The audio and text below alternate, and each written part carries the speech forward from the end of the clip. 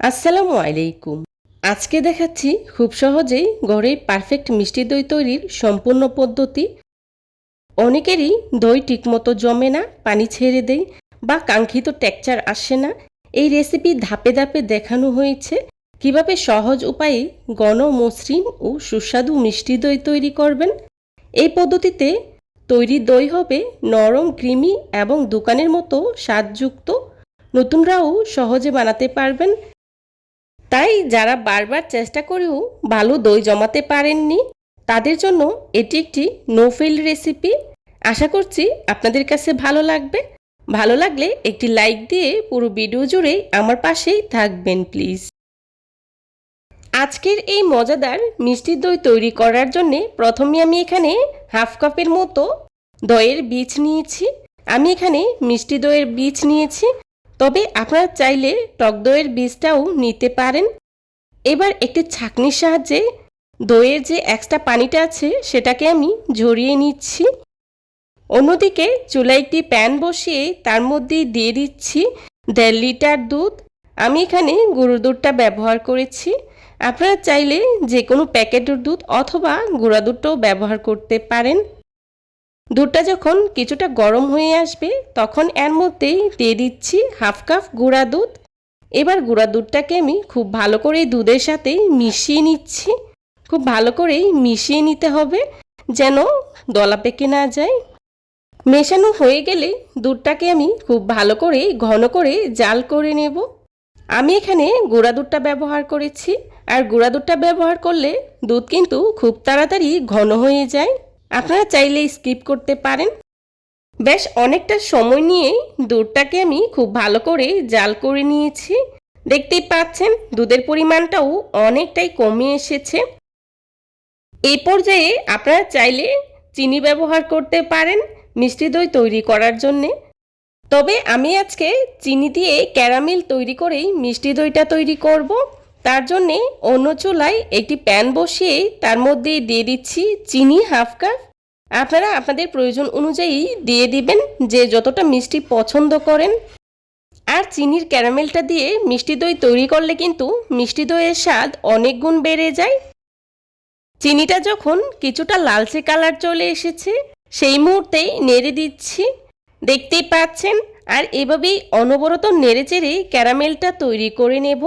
আগে চিনিটা নেড়ে দিতে যাবেন না, তাহলে কিন্তু সঠিকভাবে ক্যারামেলটা হতে চায় না। ক্যারামেলটা যদি পারফেক্টভাবে না হয় তাহলে কিন্তু দইটা খেতে তেতো লাগে। তাই ক্যারামেলটা পারফেক্টভাবে তৈরি করে নেওয়ার চেষ্টা করবেন। চিনিটা যখন পুরোপুরি গলে এসেছে এবং খুব সুন্দর একটা কালার এসেছে, এই পর্যায়েই দিয়ে দিচ্ছি হাফ কাপ পানি। পানিটা দিয়েই নেড়ে চেড়ে দিচ্ছি। এই পর্যায়ে চিনিটা কিন্তু দলা পেকে যাবে, চিন্তা করার কিছু নাই, আস্তে আস্তে চিনিটা গলে যাবে। আমি যেভাবে ক্যারামেলটা তৈরি করে নিয়েছি আপনারাও চেষ্টা করবেন একই নিয়মে ক্যারামেলটা তৈরি করার জন্য। এতে করে আপনার ক্যারামেলটাও একদম পারফেক্ট হবে। আমার ক্যারামেলটা কিন্তু তৈরি করে নেওয়া হয়ে গিয়েছে। এবার ক্যারামেলটাকে আমি দুধের মধ্যেই ঢেলে দিচ্ছি। দুধের মধ্যে দিয়ে খুব ভালো করে নেড়ে মিশিয়ে নিচ্ছি। ক্যারামেল দিয়ে দই তৈরি করলে দইটা দেখতে যেমন লোভনীয় লাগে, আর খেতেও কিন্তু অনেক বেশি মজার হয়। দই বসানোর জন্য যখন আমরা চুলায় দুধটা বসাবো তখন কিন্তু অবশ্যই খেয়াল রাখতে হবে উপরে যেন সর না জমে এবং নিচে তলানিতে যেন লেগে না যায়। তাই অবশ্যই কিন্তু বারবার নাড়তে থাকবো। আর সর যদি জমে যায় তাহলে কিন্তু দইটা ভালো করে জমে না। অবশ্যই অনবরত নাড়তে হবে। এভাবেই অনবরত নেড়ে চেড়ে দুধটাকে আমি খুব ভালো করেই ঘন করে জাল করে নিয়েছি। আমি এখানে 1.5 কেজি পরিমাণে দুধ নিয়েছি, আর জাল করে 1 কেজি পরিমাণেই হয়েছে। দেখতেই পাচ্ছেন আমার দুধটা জাল করে নেওয়া হয়ে গিয়েছে। এবার দুধটাকে আমি চুলা থেকে নামিয়ে ঠান্ডা করে নেব। দুধটাকে আমি চুলা থেকে নামিয়ে বেশ কিছুটা সময় নিয়ে ঠান্ডা করে নিয়েছি। দই বসানোর জন্য দুধটা একদম পারফেক্ট কিনা এভাবে একটা আঙুলের সাহায্যে দেখিয়ে নেবেন। আঙুলটা এভাবে দুধে বেশ কিছুটা সময় ধরে তাপটা সহ্য করতে পারলে বুঝবেন দই বসানোর জন্য দুধটা একদম পারফেক্ট হয়েছে। এবার দুধের মধ্যেই দিয়ে দিচ্ছি আগে থেকে পানি জড়ানো দইয়ের বীজ। এখন একটি হ্যান্ড উইচের সাহায্যে খুব ভালো করেই নেড়ে মিশিয়ে নেব। দইটা দিয়ে একটি হ্যান্ড উইচের সাহায্যে খুব ভালো করে ফাটিয়ে নেব, যেন দইটা দুধের সাথে খুব ভালো করেই মিশে যায়। দইটা যদি দুধের সাথে ভালোভাবে না মিশে দানাদার ভাব থাকে তাহলে কিন্তু দই ভালো হয় না। সেক্ষেত্রে দইটাকে দুধের সাথে খুব ভালো করেই মিশিয়ে নিতে হবে। দেখতেই পাচ্ছেন আমি খুব ভালো করেই নেড়ে চেড়ে মিশিয়ে নিচ্ছি।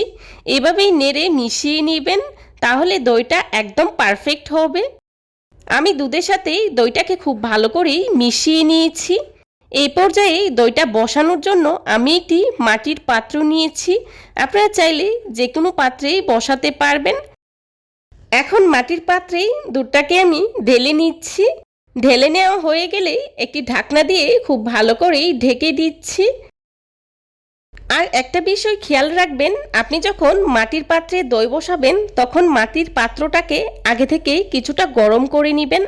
আমি কিন্তু মাটির পাত্রটা চুলার নিচে দিয়ে কিছুটা গরম করে নিয়েছিলাম। এতে করে দইয়ের রেজাল্টটা কিন্তু খুব ভালো আসে। এবার একটি মোটা টাওয়াল দিয়ে এভাবে ঢেকে 4 থেকে 5 ঘন্টা রেখে দেব। তবে আপনারা চাইলে যে কোনো মোটা কম্বল বা কাঁথা দিয়েও এভাবে ঢেকে রাখতে পারেন, তাহলে কিন্তু দইটা খুব সুন্দর করে একদম পারফেক্ট হবে। ফিরে এলাম 5 ঘন্টা পর। এবার ঢাকনাটা সরিয়ে আপনাদেরকে দেখাচ্ছি দইটা কতটা পারফেক্ট হয়েছে। এবার মাটির পাত্রটাকে আমি আপনাদের সাথেই নেড়েচেড়ে দেখাচ্ছি দইটা কত সুন্দর করে পারফেক্ট হয়েছে। এই পর্যায়ে আপনারা চাইলে কিন্তু দইটা এভাবেও খেতে পারবেন। আর যদি আপনারা চান ঠান্ডা ঠান্ডা খাবেন তাহলে নর্মাল ফ্রিজে 1 থেকে 2 ঘন্টার মতো রেখে ঠান্ডা করে নেবেন, তাহলে কিন্তু দইটা খেতে আরও অনেক বেশি ভালো লাগবে। দেখতেই পাচ্ছেন দইটা কতটা সুন্দর আর পারফেক্ট হয়েছে। আমি মাটির পাত্রটাকে এভাবেই নেড়েচেড়ে দিচ্ছি, তাও কিন্তু দইটা নড়ছেও না, ফাটছেও না।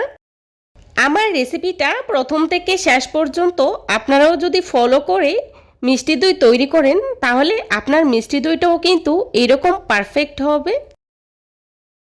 চেষ্টা করেছি খুবই সহজভাবে আজকের এই রেসিপিটি আপনাদের সাথে শেয়ার করার জন্য। আশা করছি আমার আজকের এই রেসিপিটি আপনাদের কাছে খুবই ভালো লাগবে। যদি ভালো লেগে থাকে তাহলে অবশ্যই লাইক কমেন্ট শেয়ার করতে ভুলবেন না। আপনাদের একটি লাইক এবং একটি কমেন্টস আমাদেরকে নতুন নতুন কন্টেন্ট তৈরি করতে অনেক উৎসাহিত করি। যারা এতক্ষণ ধৈর্য সহকারে আমার ভিডিওটি দেখেছেন তাদেরকে জানাই অসংখ্য ধন্যবাদ। এই ধরনের সব ঘরোয়া এবং মজার মজার রেসিপি পেতে আমার চ্যানেলটি ভিজিট করে আসবেন প্লিজ। রেসিপি ভালো লাগলে ফ্রেন্ডস অ্যান্ড ফ্যামিলির সাথে শেয়ার করবেন। এখন দইটাকে আমি একটি চামচের সাহায্যে কেটে আপনাদের সাথে শেয়ার করছি। দেখে নিশ্চয়ই বুঝতে পারছেন দইটা কতটা পারফেক্ট হয়েছে। আমার পরবর্তী রেসিপি দেখার আমন্ত্রণ জানিয়ে আজকের মতো এখানেই বিদায় নিচ্ছি। সবাই ভালো থাকবেন, সুস্থ থাকবেন। আল্লাহ হাফেজ। আসসালামু আলাইকুম।